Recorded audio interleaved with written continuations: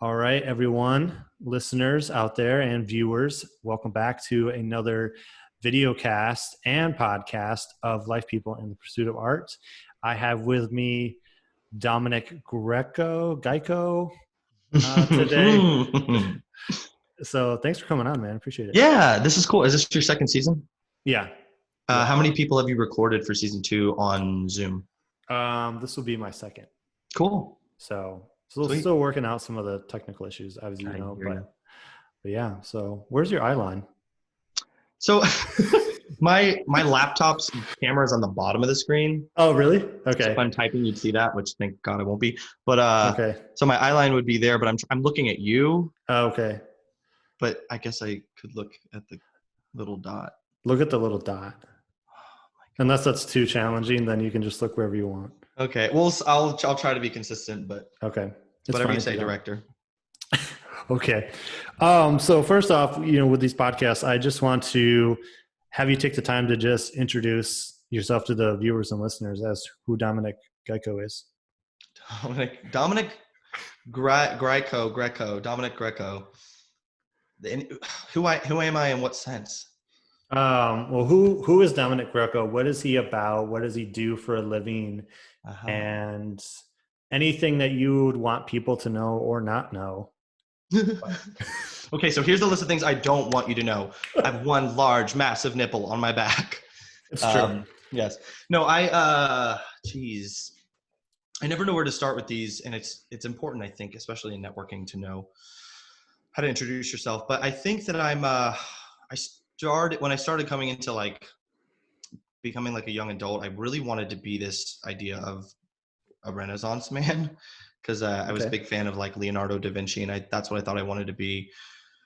So I really prided myself on being able to. I was good at a lot of things, but not great at a lot of things. So I was good at math and science and reading, and I was involved in sports, and I liked acting and singing, and so it was I think I was just trying to put all of this stuff on the resume on paper, and then I got into adulthood and I was exhausted as a person. So I think now I'm kind of settling into, I like working a lot, but it's because I get to do things that I love.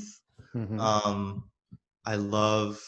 No one doesn't love music, but I love, that's one of my favorite things to do is just either make music with friends or watch music videos and be stupid with some alcohol. I'm a big proponent of sustainability in the environment. I went to school for environmental engineering and had a minor in environmental science. So when I'm not making art, I like to make sure that I'm doing my part. And when it comes to the products I'm buying, are they sustainable? Am I supporting the right companies, whether it's, skincare or food or any general packaging? Try and practice what I preach. I like food. I don't know. I don't really know how to talk. That's so specific. Food. Yeah. Great. So tell me how you got into acting. So I, growing up, I didn't know this until I was older and I could kind of identify it, but I was, when I met people, I was really shy, and I had insane social, what I would call now social anxiety, essentially stage fright, meeting new people. But once I opened up, I love to entertain, I love to tell stories, I love to perform, and so it was hard to hear people talk about me when I was a kid and be like, "Oh, Dominic, he's crazy, he's outgoing." But when people would first meet me, I would shut off. So it was really difficult. When I was getting, as I was, in the elementary school, middle school area, my parents were really pushing me to do both soccer and musical theater. Okay. Because they knew I liked to sing and all that jazz, but I was terrified of auditions. And so in middle school, I hit that point where I was I started to think of myself as an adult, even though you're not. And I was I got to make a decision. Am I going to do computer science or engineering, or am I going to do, acting and music? And so I chose computer science engineering because I was terrified of not being perfect on stage. I didn't really do any TV film stuff when I was younger. So it was mostly stage stuff. But I really missed it. And then I gave up chorus and I really missed that. So I had this big chunk of my life where I was focusing on what I was going to be as an adult. And I was taking, more computer classes and just trying to be like this straight A student. And I got to college and I absolutely like crashed. I became depressed and I was drinking a lot. And I wasn't happy. And so I had a friend who was in an a cappella group and he was like, you should come check us out. I think, I've heard you singing around the quad and you might want to audition. And so I saw them, they were fun. And then I auditioned and got a part of it. And I became obsessed with the group. So, yeah. I was getting to sing, I was getting to be creative, I was getting to perform, and I stopped caring as much about being perfect and making mistakes. And it was this great outlet that saved me while I finished my degree. And then when I was graduating, I had one semester left and I wasn't doing the a cappella group because I needed to finish up an engineering project. And I had a really rough summer. I graduated in December. I had like one extra semester with engineering. And so the summer before that, I was contemplating like, what am I going to do when I graduate? What am I doing with my life? What do I care about? Do I really want to do engineering? And I got really drunk one night. And I woke up the next day and was like, I don't really know what happened, but I remember Googling a lot of stuff about like acting and music and like, what could I do right now in Raleigh, North Carolina, where I was.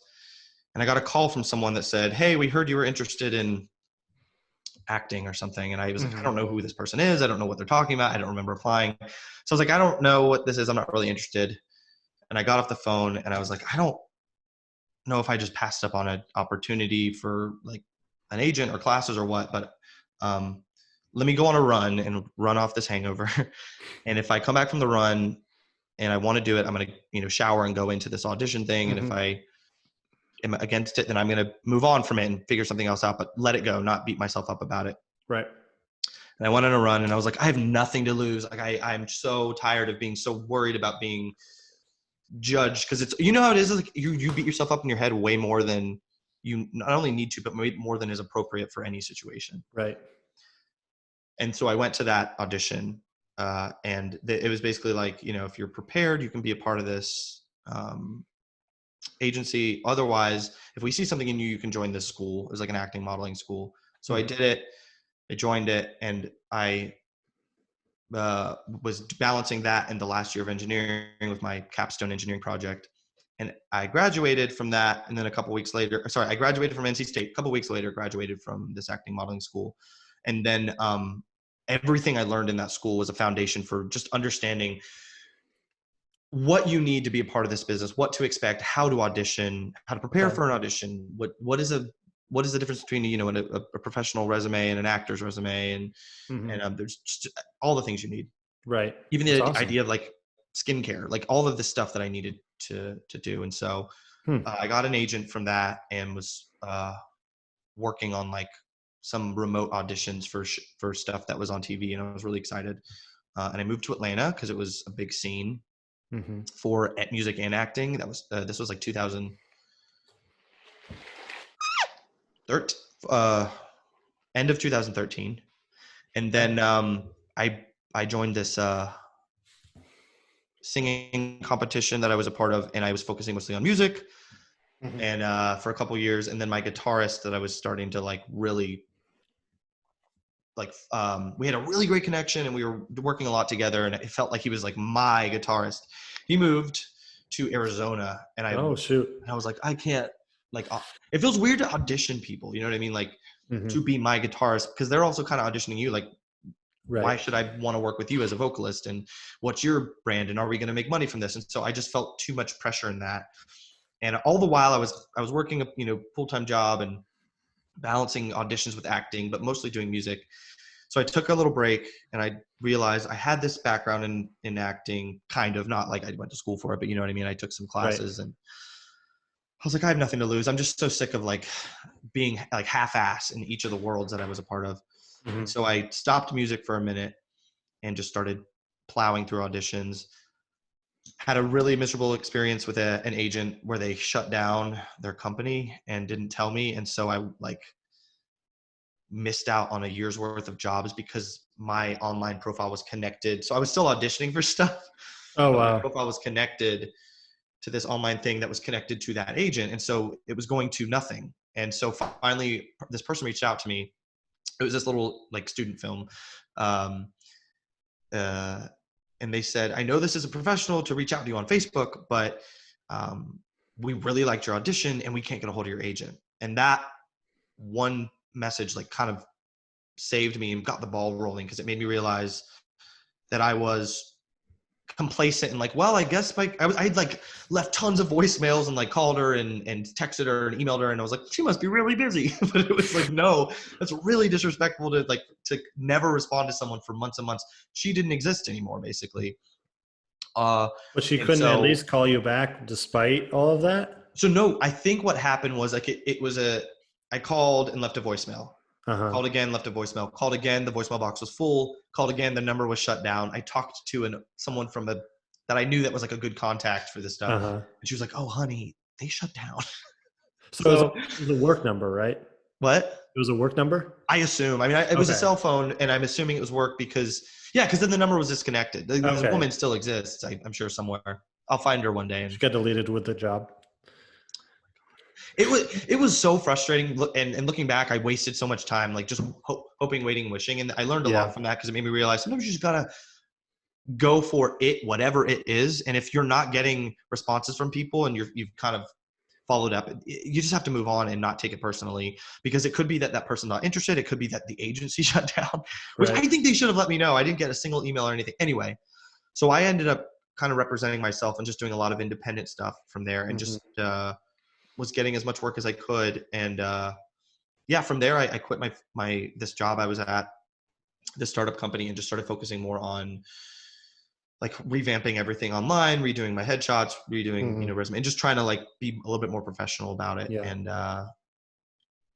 so it was like, it was this weird up and down process from, I was interested when I was younger to taking a long break to like getting an engineering degree and then leaving it and then doing music and then going back into acting. And now I'm kind of balancing those worlds I do music every now and then, and I, still writing songs, and I have a friend that I'm working on, a comedy country character for him. Then, any acting. Well, right now, pretty much the only thing you can do in acting is voiceover work. Yeah. So so that's, I mean, it's a long-winded way of saying how I got into it, but it wasn't just like I've been doing it my whole life. I struggled with, is this realistic? Yeah. And I feel like anyone does when they first start out on a new path, when they don't have things figured out, they're like, oh man, this is even worth my time. Like, Yeah. And I was constantly comparing myself to every single person, whether they were like tangible or in my network, like someone that I know, or freaking Jennifer Lawrence, and just being like, well, this person, they went to actually TV and film school, or they went to theater school, and it constantly, you can always find someone whose resume looks better than yours, or who you think that helps them, but it doesn't necessarily make them a better actor. It can, but maybe on paper. Yeah. And the other thing is, like, I actually, throughout that course, started teaching for the company that I did the program for. I started teaching for them in the Atlanta office. And I was even telling my kids things that I also needed to remind myself, which was that, there could be 10 people who are a better actor than you, but you might just have the look, and they might just mold you a little bit or work with you in rehearsals. But, every job that I've had an audition for, pretty much every job I've had an audition for that was like a show that I could see on TV or something like that. When I looked at who got the part, it was always a tall, skinny blonde guy. And I'm a short, kind of like square, SpongeBob SquarePants body, brown-headed guy. So I had to just kind of, but I'm fortunate too, in that, like, I love auditions. I do not get sick of them. I'm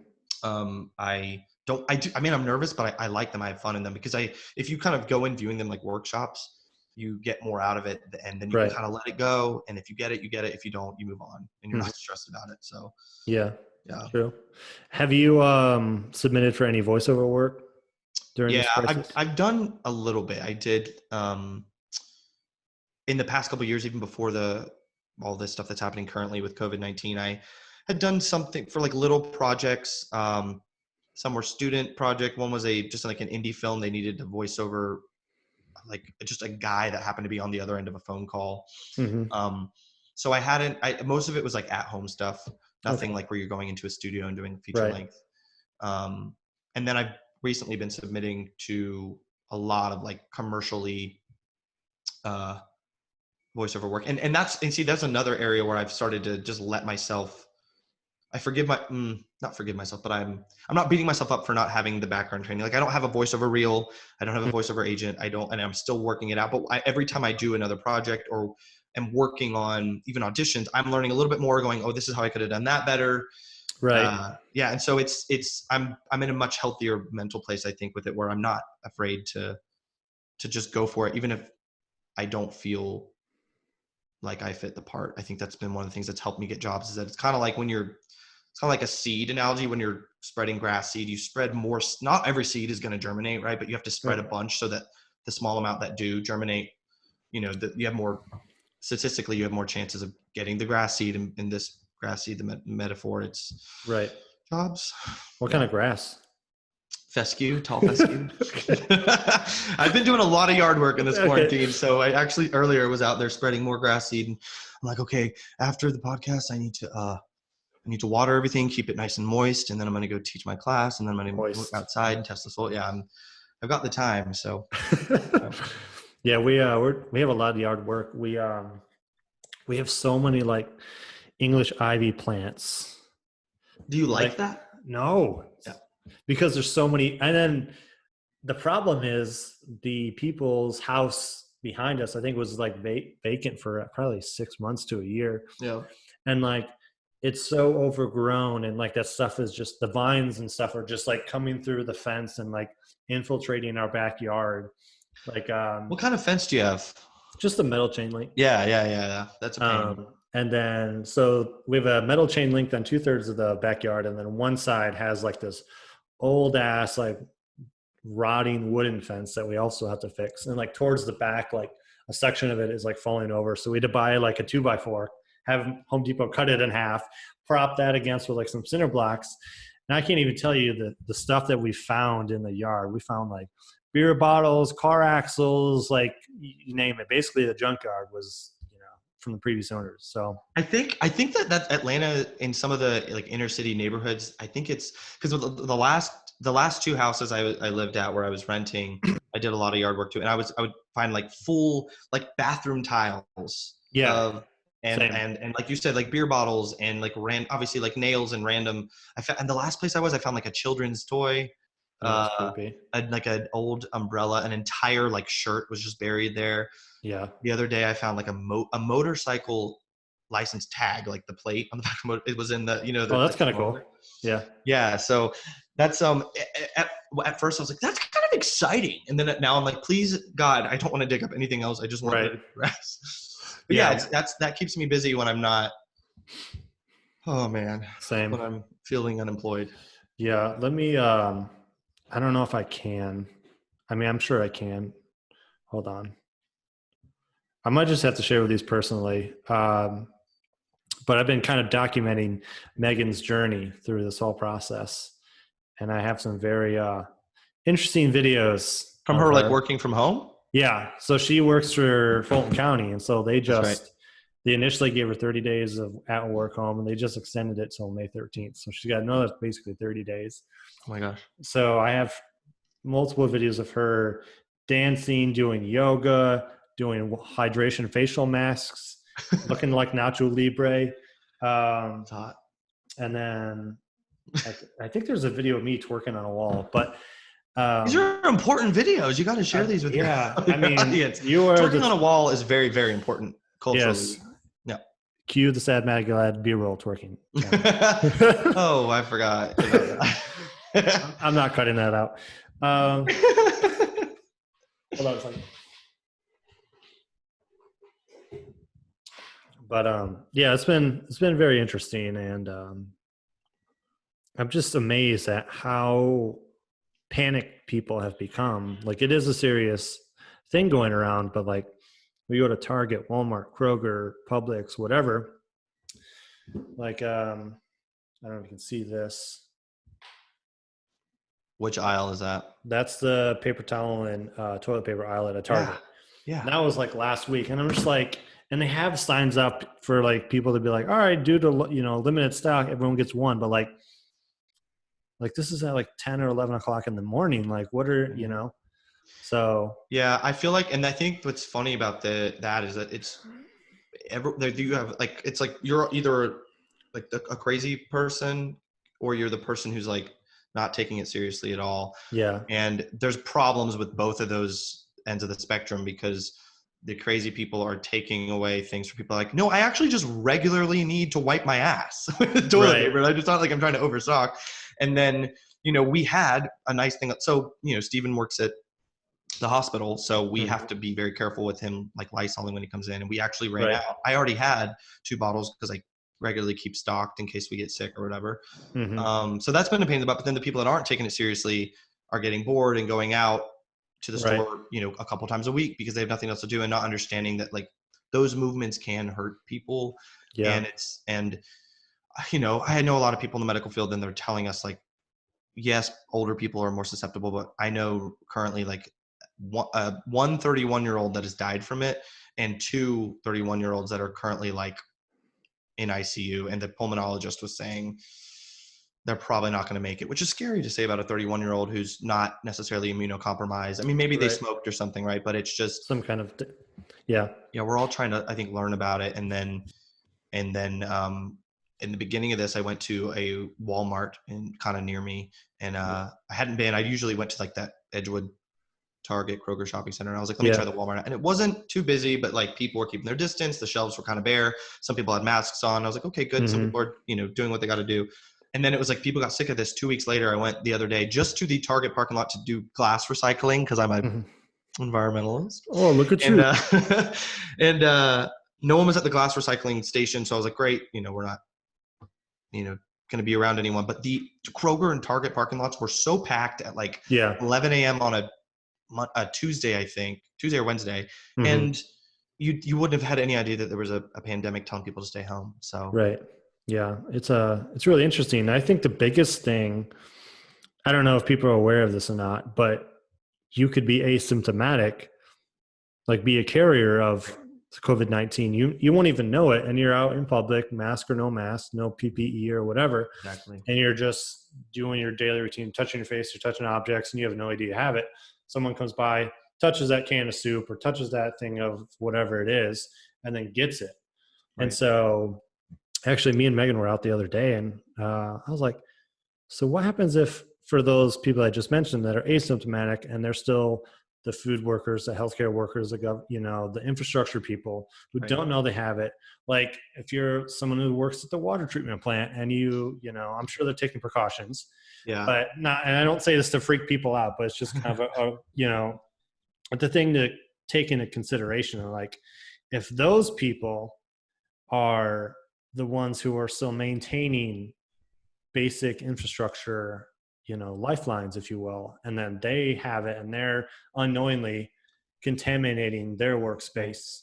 What does that mean for the other people who have to, have running water and things like that? What does that mean? And I think it's really important that's why, like, and I've seen it in my neighborhood, at least, like for even someone like a mailman, post male person, they're wearing gloves and they're wearing masks, and it is necessary because if one of those people have it and you go get your mail, you're giving it to your entire route, right? So I think there are certain organizations are doing a good job, and then there are certain ones that are kind of being like more financially minded and are not making good decisions. And the sad part is that it's like, no doubt this is going to go down in history the same way that, it's going to be taught right alongside 9/11, because this is one of the biggest things that's happened to our economy and most people's lives.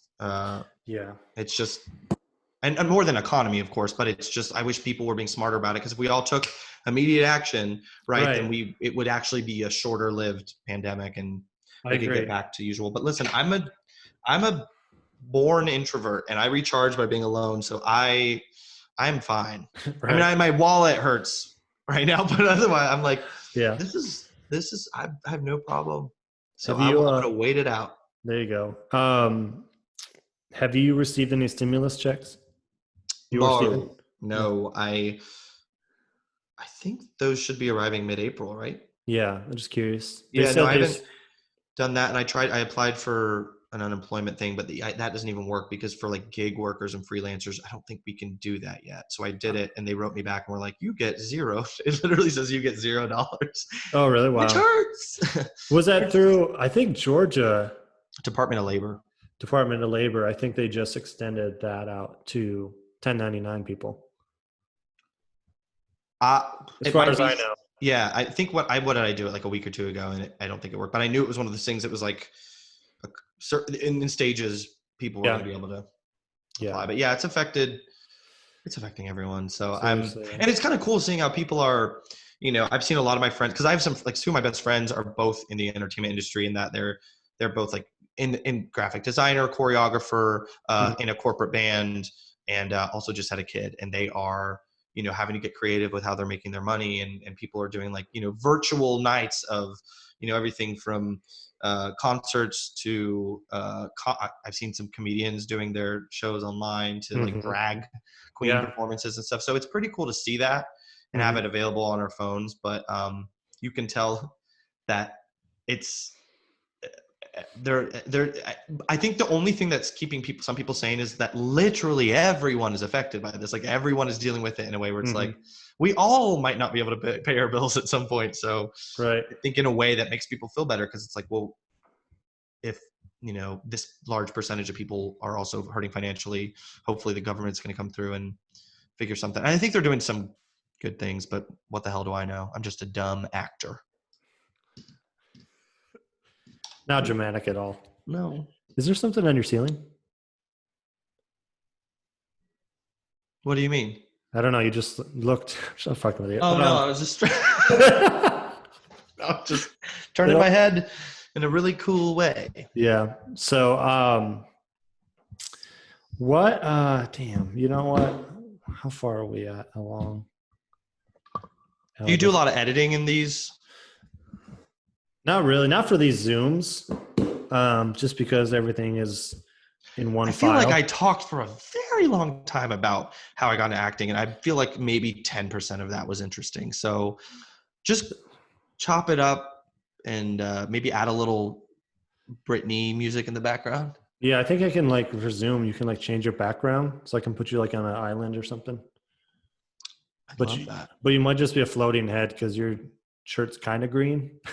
Oh yeah. So just a floating head talk interview. So what are your, I mean, COVID's a huge deal, but what do you want to do? I guess like what are some of your long-term goals, like 5-10 year, indefinitely? Yeah. I think in a simple form, I really want to just make sure that I'm able to do what I love, and have like a strong financial background. I don't need to be making millions. I just want, the thing is, sometimes you hear actors talk about like, I do commercial work on the side to pay for the bills, but and I'm like, I love commercial work. I love voiceover work. I love, working on, characters and actual, whether it's web series or TV, film, whatever. I like all of it. I really enjoy it. And I think if I were picking up more jobs, maybe I'd probably veer more towards character work than commercials. But I think it's all just so interesting because every single set is different, because you're working with such different people. You have different clients paying for it, whether, the set I was on for like a community college commercial that I did was extremely different from a Craftsman tool commercial where I had no lines, and it was one of the biggest crews I've ever worked with, but they were both great. One of them paid substantially more, but they were both, I learned a lot from both of them. And so I want to just make sure that I want to push myself a little bit more, because I get tired really easily. I get overwhelmed and I get kind of like, it feels like when I'm beating myself up, it feels like I'm being lazy, but really it's just that my reserves get low. And so I want to find a way to push myself harder when it comes to being able to receive those jobs. So in 5 or 10 years, I want to make sure that I'm, I can look back at, because I will say this, a couple of years ago, when I look at where I was then and where I am now, I'm proud of the change that's come. And that was a big moment for me, especially from like 2017 to 2019 was like a lot of development for me. And now I'm at a place where I know I kind of need to push the boundaries a little bit more. I literally the other day was thinking, like, I've been talking about this certain YouTube channel I wanted to do, and that would be just like characters and stupid comedy. And literally what I'll do is say, oh, I don't know if I should do that, because I don't even know how I would edit it. And I don't know, if I'm good at editing. And then like, where do you even get music from? And it's like, these are all things that you can teach. I have the time to teach myself. I have the time to spend, what do you call it? Like a stock music site where you can just like pay a little bit. And I sometimes I kind of make these excuses because I love joining a project, and where my job is just bring what you have, which is, bring your acting, rehearse your lines. I can do all that. And I like finding my niche in a project, but I want to push myself to be a little bit more of a creator in the sense of it being like, I am my own manager. Right. I think that's something that I'm kind of lacking right now. So yeah, I hope that 5 or 10 years from now, I'm working more regularly and just kind of continuing to build my foundation, because I sometimes find myself in these slumps where it's easy to get caught up in, well, no one, I applied to all the things I can apply to, but so nothing's going on. Well, I can also create my own revenue. I can create my own stuff. Because even if it's not about making money, like a YouTube channel, or like you're doing like a podcast, even if it's not it shouldn't be about making money. It should be about, filling a void, or there's something creative you want to do. And so, I think I need to, what I'm hearing myself say is, I think I need to just make a plan, because I had a plan, I stuck to it, and then I like finished it, and now I need to reset a new plan. Right. And I think I've even talked to you about, like, I really like both sides of, the being on set. I have a pretty good attention to detail. And so the idea of being like an assistant director, or even just a production assistant on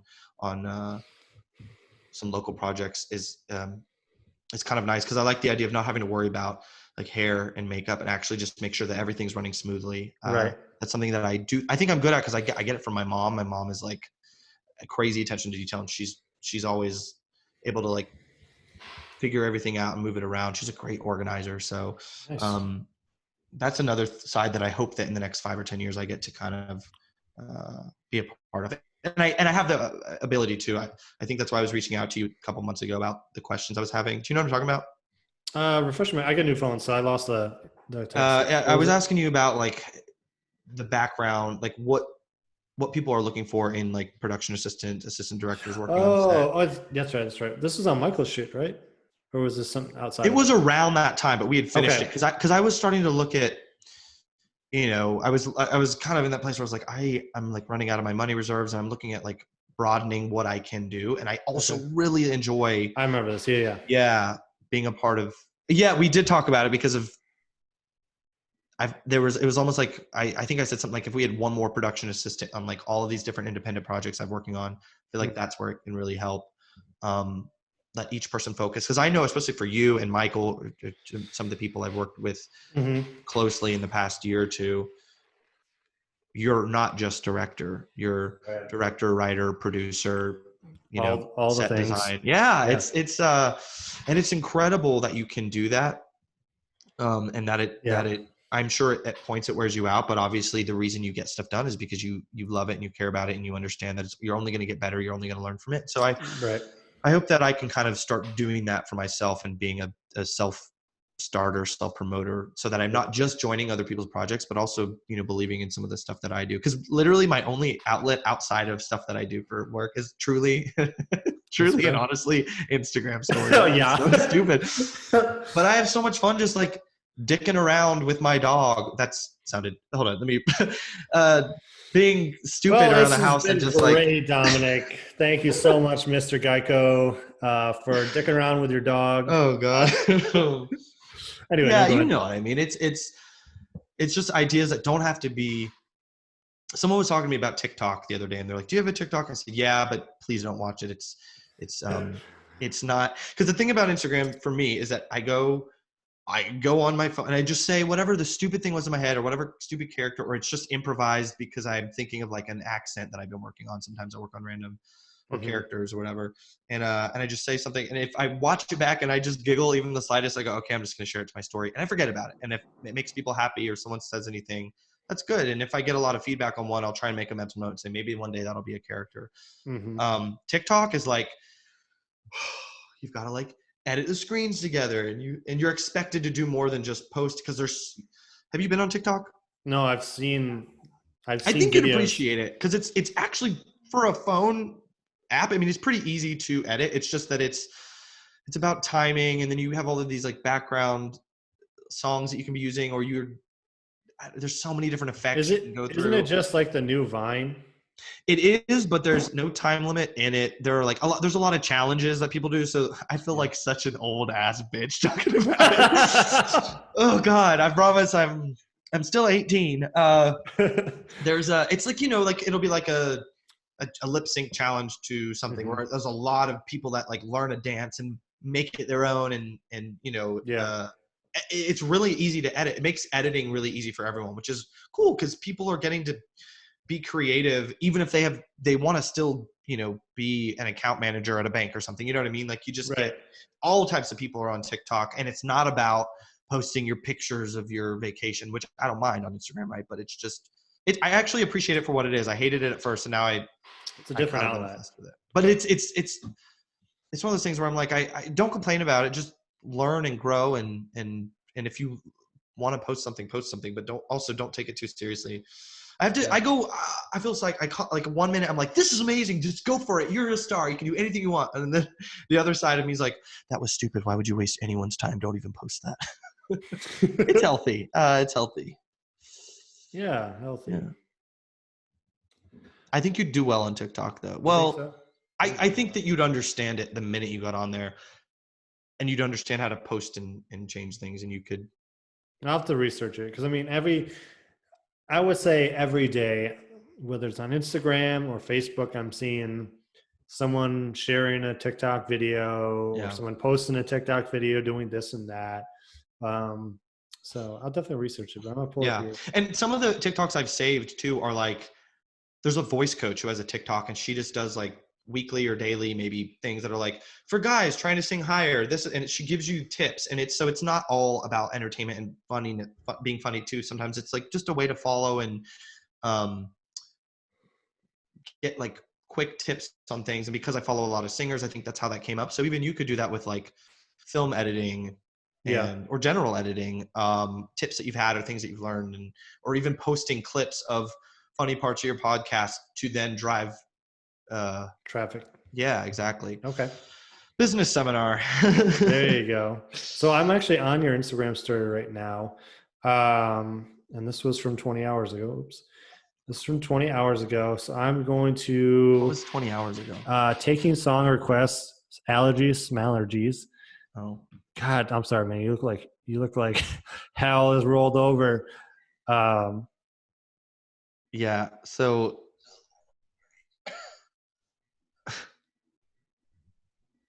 Yeah, you definitely got COVID. Oh God. Okay. Yeah. So I had a the reason I was just talking to you about, like, I don't even know if I'm going to do this podcast. Yesterday, my allergies. Yeah. I mean, I always have crazy allergies end of March, beginning of April. Yeah. But I've been, really on top of it, taking my antihistamines and my nose sprays and just trying to. But I've been, working outside, and I thought the worst of it was over, and I got cocky. And yesterday I was just like sneezing and coughing. I thought I was going to lose my voice. So even if I was feeling better today, and I am, I thought my voice was going to be gone. And so I was trying to sing something in earnest, like just listening to like an Ariana Grande song, trying to sing along with it. And it was so bad that I was like embarrassed that like even like my guardian angel might have had to hear it. It was so bad. And so then I thought, I think that's why I posted that, because I was just leaning into it. God, did anyone request songs? yeah. I had like What were some of them? I had 6 song requests. One was Yellow by Coldplay. um something from Phantom of the Opera. Uh-huh. I don't remember any of the others, but I delivered on all of them, and they were all a nice, like maybe 1 or 2 out of 10 quality. Because I Nice. thought, well, let me try it. I'll try and get through it without coughing, and it didn't work. That's actually But I important. did not want to post those because I don't want to put people through an entire story of that. The trauma.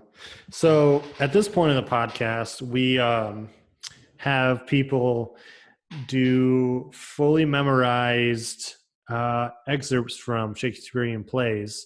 So This is not real, right? this is definitely real. I don't have anything memorized. I didn't told go you. to school for Shakespeare. Well, I gave you plenty of time, so here we Oh, go. I thought you were kidding. Are you being serious right now? Yeah, Wait, I don't even.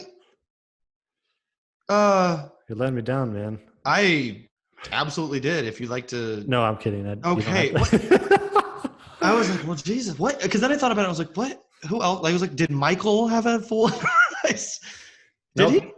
No. Megan was just like, here, say this. Okay, great. No, God. Okay, yeah. No, I don't. And that, you know what is actually drives me nuts about, I think what some of my friends and people that are very important to me in my life have no desire to be actors or are terrible actors. And I find that they are so good at memorizing lines from like their favorite movies or shows or songs. And I am not, I literally can I have like a couple lines memorized from Shrek. Mm-hmm. That's it. Like, do you find yourself more to be method because of that? I think, well, I've never I think when people say method, they hear like are you completely in character all the times? I've never gone full method, but I think on set, I prefer that because depending on the scene, sometimes it's hard to, especially when it's not comedy, it's really hard to jump back into that, whatever the emotion is.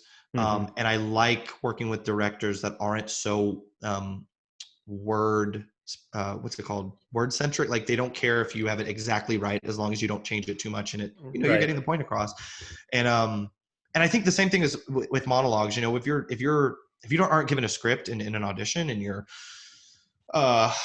just told to bring a dramatic or comedic monologue, just make it your own and have the good energy. Like you just want to make your mark. It's not like they're going to look up the monologue and see if you're word perfect. It doesn't make sense to do that. And so at the same time, when you're on set, sometimes it's like, no, this writer wrote this beautiful moment in this, whether it's, this beautiful scene in a film or a TV show, and they want it to be word perfect. So you do need to learn it that way. So I try to get a sense, and most directors are pretty upfront about that right away. You were pretty upfront about that when we worked together on Sad Mad Glad. And I like just the freedom of being able to just in the character think like, that doesn't feel right. Or maybe I'll say this instead because I'm trying to not think in Dominic's brain. I'm trying to think in, the character's brain. So, and it's not that I'm not good at memorizing either. It's a muscle that you have to work, but for some reason, like once I'm done with it, I can't think of I can barely think of any lines from anything I've done. Like if we do trivia night and it's like, what is this line? Again, if it's from Shrek, I'll know it. If it's from, like, I know a lot of stuff from Mean Girls because of my friends knowing a lot about stuff from Mean Girls. I don't know. Like I'm not, and I watch all of the like, award season movies, but I just can't hold on to that. So, I don't think that's a bad thing. I think it's just who I am. It's just different. It's a different approach. Yeah. I mean, I know you can, like, when it comes down to it, if you need to know the lines, because people are word sensitive to scripts and dialogue, like you can definitely do that. Yeah. But speaking of which, what kind of streaming platforms do you have? Do you have like HBO, Hulu? Yeah. Amazon Prime. Okay. And through that, we actually have an HBO subscription discount thing. Okay. Hulu, Netflix.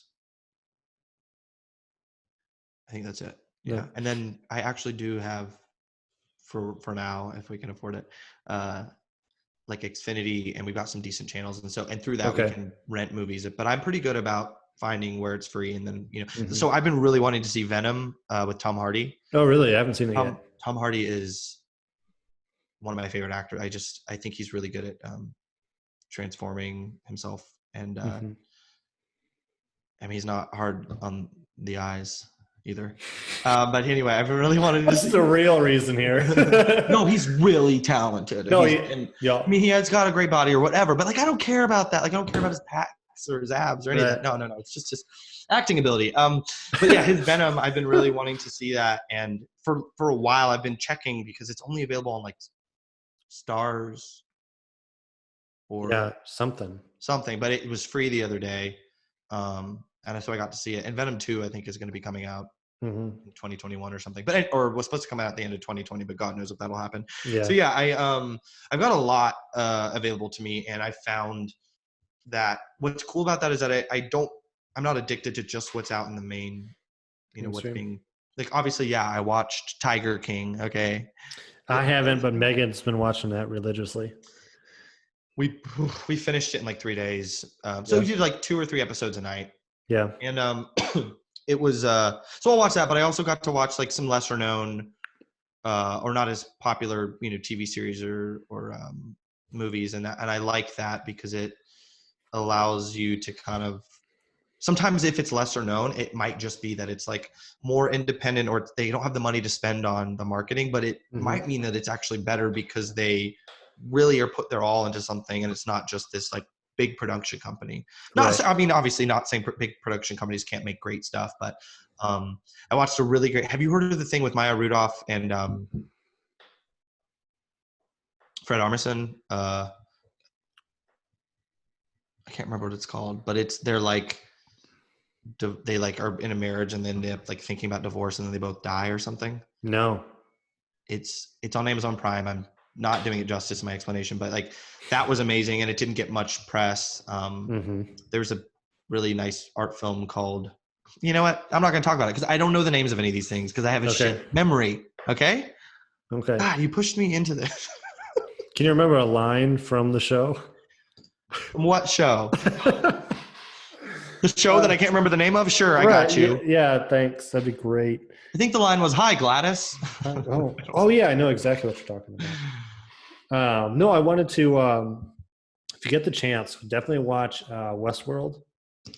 Okay. I've been trying to decide, do I start Westworld or do I start Ozark? Do Westworld. That's HBO. HBO, yeah. Yeah. I think Amazon Prime has, I think, like you mentioned, some kind of outlet you can watch it through them. Yeah. But they just came out with season 3 like 2 weeks ago. So definitely every episode so far. So I definitely obviously recommend like going through season 1 and 2 because it's very sequential. Like if you don't watch, even like if you miss an episode, you're gonna be like, whoa, what the fuck's going on? Yeah. So, but and the other show has the morning show.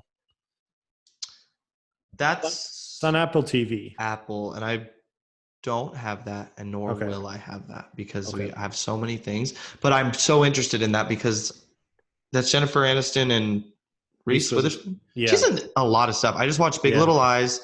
She's in something called Little Fires Everywhere. Little Fires Everywhere. Yep. Thank you for your help. Which that's on Hulu, I think, so I can watch that with Kerry Washington. But I have the time. I mean, I'm trying to think. I started Gotham.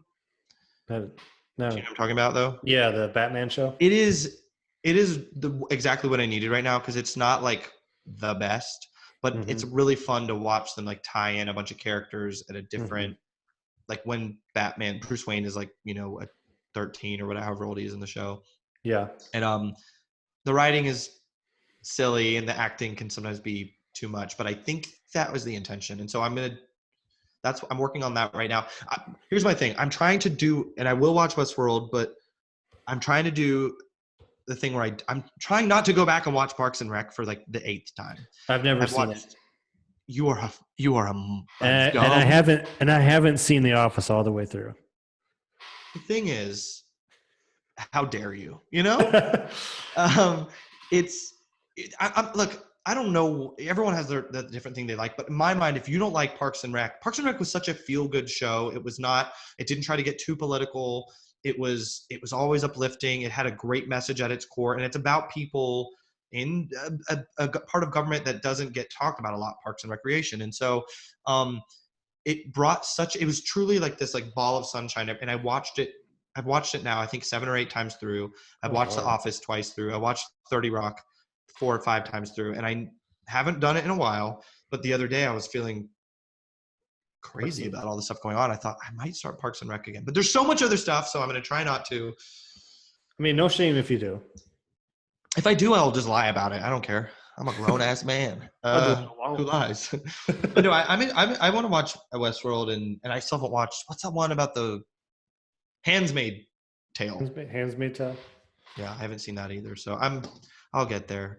At a certain point, we all have a limit because we only have so many hours. But right. I finally gave myself permission to not be in, because you know what it is when you haven't seen something and they go, you probably deal with this because you haven't seen The Office all the way through, but people are like, wait, how have you not seen that? And it's like, because that's how my life is right now. Right. And I have prioritize a little bit. Yeah, I watch a lot of stupid YouTube videos. Okay, so I finally just own it and I don't care anymore. But yeah, I want to ask you a question real quick. Is there a show that you watch or have? Yeah, it doesn't have to be now. Yeah, be anything from your life that you look at and go, I would have died to have been a director because of.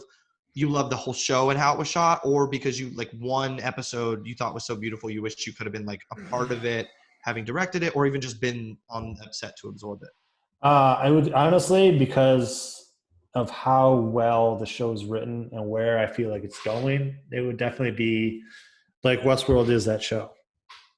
Yeah. Like, I would say season 1 and season 2, because they had so much story to tell. And then now, like, it's obviously a continuation of that story, but it's just taking it into a different territory. And now it just seems like 2 armies mounting against one another, which makes for great story and great, viewing. But it's like,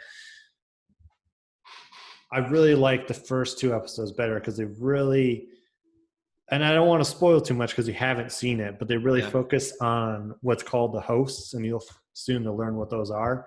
And they focus a lot on particularly this one host who's kind of like the chain in this whole series. Yeah.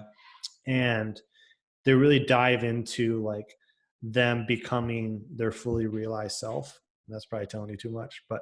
Well, let me ask you, I mean, are you attracted to sci-fi? I think generally, yes.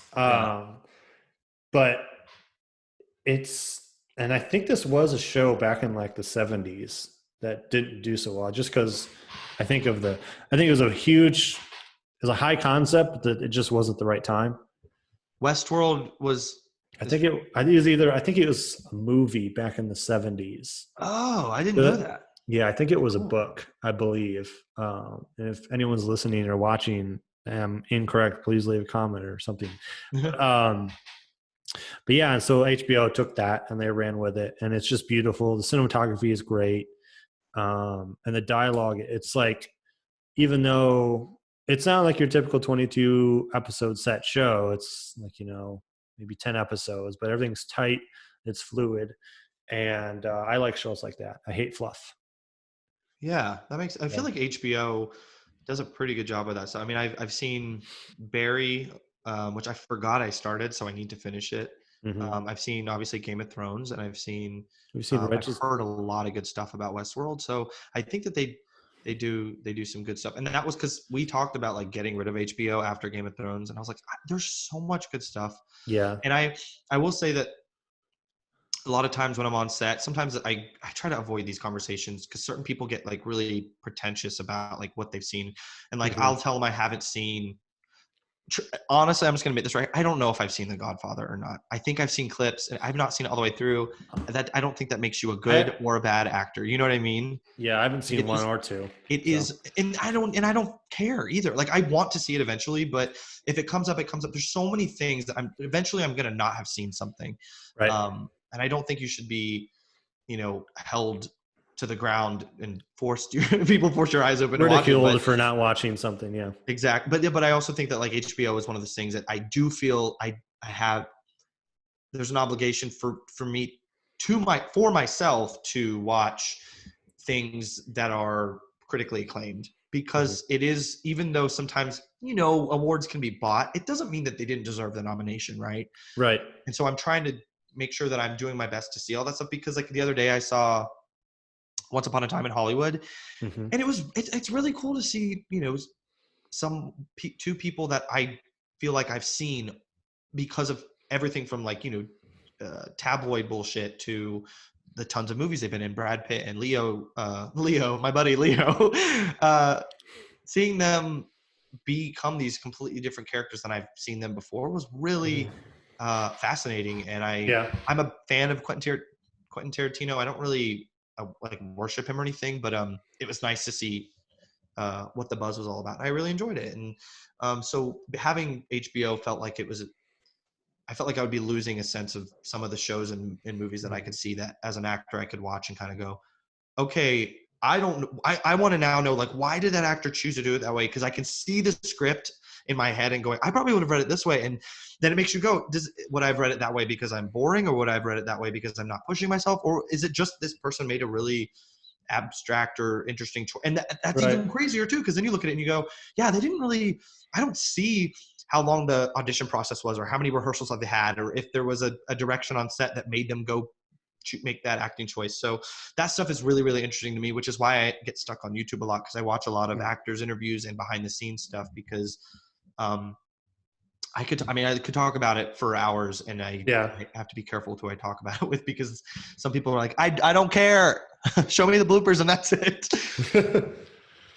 Okay.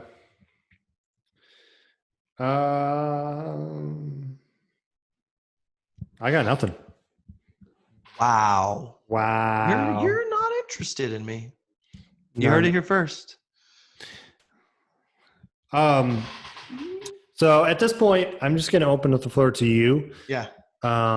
So if you have anything you want to say, questions you want to ask rather, or anything. I have a question for you. What are you in this period of, we're kind of, everyone's kind of been asked to slow down a little bit. Mm-hmm. What are you, have you like had any realizations? Have you had any like doors that you've tried to open now that you can't really be on set?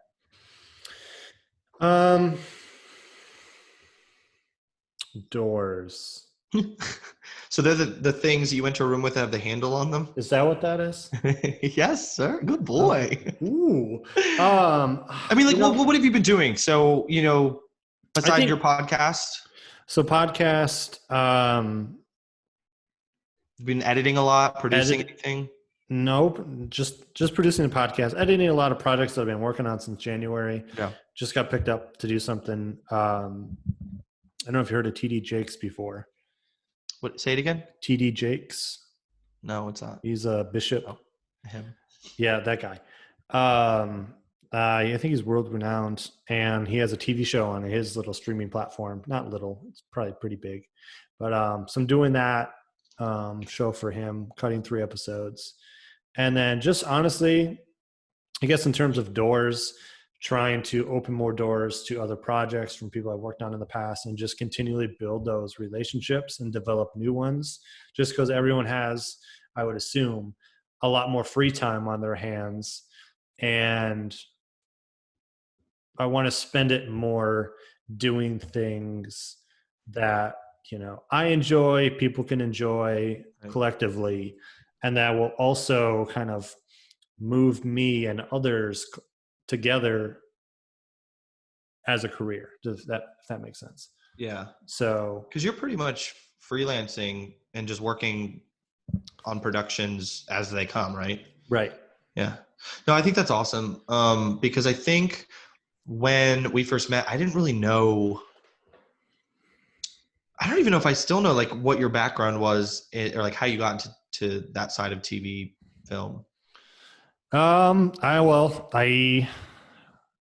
kind of learned that my passion for film and video was like in high school. And like it took like a semester class. I'm like, all right, this is kind of what I want to do. Right. And so just been kind of going in that direction. You know, like I started like a film club in like junior college, you know, got to learn a lot of things there and build some connections there. And then transitioned to Charlotte, go to film school. And I say that not malice, but just like, I don't even know the word. Did you get a lot out of it? I did. So that's all that matters, right? Yeah, I know the education. I'm not saying the education wasn't valuable. I think it could have been money better spent. But when you're in that moment, you know, you think that this is, and it's a weird thing. I can't quite figure out how to balance it. It's a good experience. I learned a lot, but like right after that, I learned so much more from just going on an actual set and doing it. And so I hear like that a lot. The process is the same, but learning that process on certain technology was undermined, if you will. Yeah. Because the industry is not using DSLR Canon cameras. The industry is using Arri Alexas, Red cameras, and things like that. And so I think my bitterness is not having that expertise or at least knowledge on your resume going forward to try and work on these shows. Like, yeah, everything's unionized, but at least it makes you more employable when you can work a Red Gemini 8K or an Arri Alexa or whatever versus like, oh, you have a DSLR that you went to Best Buy and bought? Okay, that's cute. Yeah. So I bet that, I've heard that a lot, that it's so important. And honestly, I can echo this for just actors too, but it's so important to just be on set and to do your job. But then the experience of being on set, you're going to get something from every set. You're going to get to watch how different directors work. I mean, even just like, cause you know, I didn't go to school for any of this. So every single set that I've been on, I've learned about sound and lighting and gotten to work with different, you know, gaffers and grips. And it makes me appreciate, from an outsider's point of view, I don't always know what they're doing. And if I ask, you know, and there's some downtime and I'm able to ask before the next scene, they're always nice and will explain whatever to me that I need explained. But they're also, I don't remember what I was going to say. I think I was going to say that they're, it makes me appreciate the people that are good at my job. So in my head, what I have done in the past, I've talked about this quite a bit with some friends recently too, is that in my head, I've kind of done this thing where I've said, if I ever am having an ultimate project and I know that I can pay people well enough that I can actually fly them to wherever I want to film,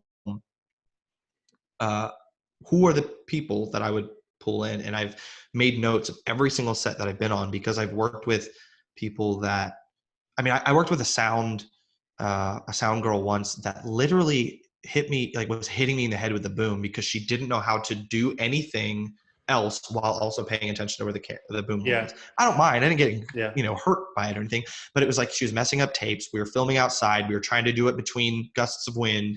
And she like didn't know. Lord. And I like finally was like, I made a comment to someone, and they basically were like, oh, this is her first day. She's never done this before. And I was like, oh, that's why she's like making up all these excuses and everything. And I think she had to fill in for someone. So it makes sense. Yeah. And obviously I'm not going to use her, but I look at it and think like, it makes me appreciate the people that I don't know. I don't care what your background is. If you show up on set and you do a good job and you're professional and you make me and everyone else on set feel well taken care of in your arena, I want to work with you again. I want to give you a good review. That's so important. I agree. And it's same with actors. You know, I'm going to be gentle about how I say this, because I don't think that this actor follows me anymore, but I worked with an actor once, and he was a really good actor, but he was a diva on set. Oh, I think I know who you're talking about. I won't name the name. Oh, wait. I think we might have talked about this. Yes. I'm like nervous. I don't know. I've heard it. I actually, I think he...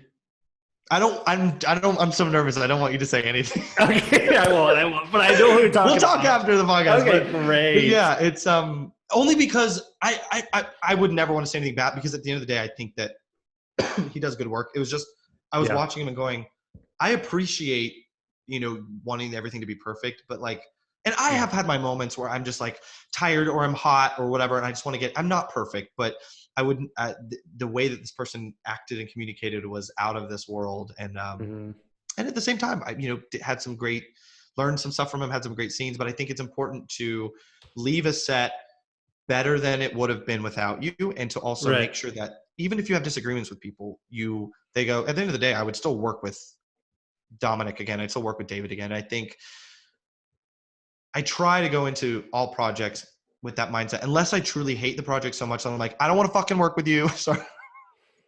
Let's bleep it out. I don't know. Yeah, I don't know if you're allowed to cuss. Sorry. I don't want to work with you again. I don't care if this project ever sees the light of day. And that's very rare, but I think that respect is a big thing, and that can start just from asking the right questions, being on time, and being a good communicator. And so I think, I see both sides of the the camera, that how important that can be. And so I'm fortunate for all the things that I've worked on, and that's what I really miss. I haven't been in front of a camera in a while, because it was slow even before COVID for me, and I was like, what the heck's happening? And now I'm stuck doing voiceover work, and so I'm being extra nice to people so that I can get hired and make some money. There you go. Well, I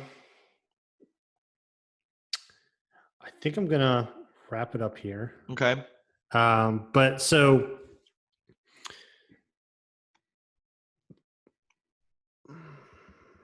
I was trying to think if there's one more thing I wanted to mention. No. So plug time. Plug time for you. Every single thing that I'm doing has not been released, so I can't plug it. I'm on a show that's been pretty cool. It's picking up some momentum. I mean, we're growing in like everything from production to acting, but it's kind of got this like It's Always Sunny in Philadelphia vibes. It's called Miles Above, and it's on YouTube. We shoot in Charlotte. We've done a couple episodes, and I'm kind of like a secondary character on that. I'm on Instagram at dompompom, DOMPOMPOM.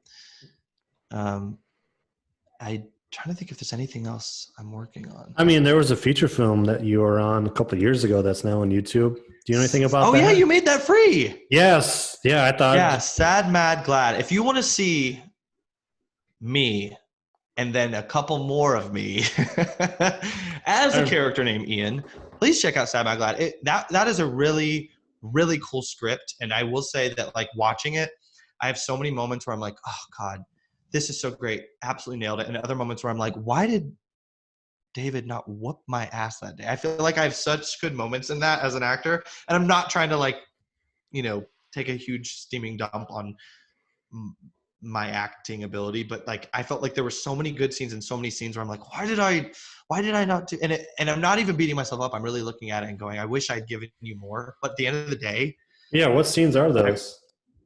I haven't watched it since like March of last year. Okay. So I can't. I remember some of the scenes with Sad Ian. I felt like I wish. Sad Ian was one of those moments where he could be a what do you call it? Comedic relief of a scene. There was a scene on the dock where it was supposed to be kind of an intimate moment between Ian and Sad Ian, and I feel like I played Sad Ian too cartoonish. And I wish I had put a little bit more thought into like letting him be, I don't know. I felt like a little bit more authentic. And, so I wish I had done more, but here's the thing, seeing it allowed me to kind of look at other projects and go, do all the preparation you think you need to do based on, you don't want to ever look back at something and go, because I'm not nitpicking. It's like full scenes where I go, oh man, I wish I'd been really better. Yeah. And I mean, you can't tell me that you watched the whole thing and didn't, because I think as a director, you're also looking at so much more than just the actor's performance, that you probably watched some stuff back and thought you were going to, send me some hate mail maybe, right? You didn't get it? That was funny. No, I loved a lot of that. And working with Christina was, I mean, she's so funny. We had so much fun. Yeah. Have you seen any of her she's in like a lot of theater in Atlanta. Yeah, she's doing a lot of theater right now. Not right now, but in the past, yeah. She was a gem. Yeah, definitely. I want to she's in Trace too. I didn't know if you knew that. I did. I follow the Instagram, and Okay. I'm so excited to see what you guys do with it. It looks really have you seen it's on YouTube too, so if you want to watch the pilot. The pilot's on YouTube? Yeah, Sad Mad Glad and YouTube. Yeah, I'm sorry, not YouTube. Yeah, you did post it. YouTube is not on YouTube. Trace is on YouTube. But, I'm sure there's a YouTube channel on YouTube. Great.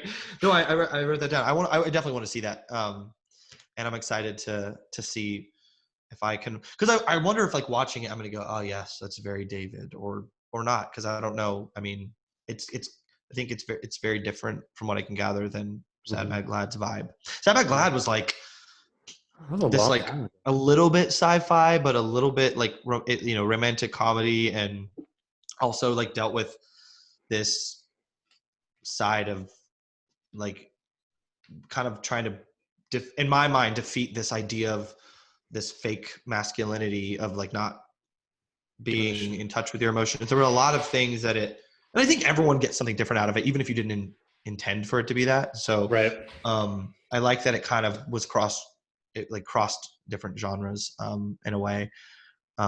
Trace is more like a crime show, right? More of a crime show. Crosses that magical realism, like Sad Mad Glad did. Maybe not to like the full extent of that particular route, but it definitely dabbles into it the further you go. Have you seen any camera of the stuff that Michael did with the Camera Loves Kyle? No, Camera Saves the Day. Was that the third installment, right? That's with you and that's the one we did at the park woods. I think he's still working on that, as far as I know. I want to see it so bad. I saw the second one with Tammy. He sent me the link and I totally forgot to watch it. Yeah, I watched that one. That was very interesting. It doesn't follow the plot line of the first one, but I think it does at the setup into the third one. That kid has some ideas. Did you hear any of his music? No. I've I did like a unplugged video for him probably like a month ago. Oh, cool. At his house and at his parents' place. And that was fun. He just had like guitar with an amp and he was just singing raw. So he sent me something that he had on Spotify and it's on my daily playlist and it comes on and I really like it. It's kind of this unique, like, I'm trying to think. It's like very modern. It's like slowed down, like not like rap R&B, indie pop. And he might hate that description. You're listening, Michael. No, send it to me because I want to listen to it. Yeah, 100%. I'll definitely look that up because he's what his name is. Spike Lowry. Yes. Yeah. I can't believe he didn't send it to you. The only reason I saw it is because he sent it. He might have, but okay. Might have just got lost in translation. So you're working on the podcast and you're doing some editing and you're doing some and some bushwhacking in the back. Anything else? That is about it. So anyway, this is your plug time. So this is. Oh yeah, I forgot about that. Yeah. I don't know. Follow me if you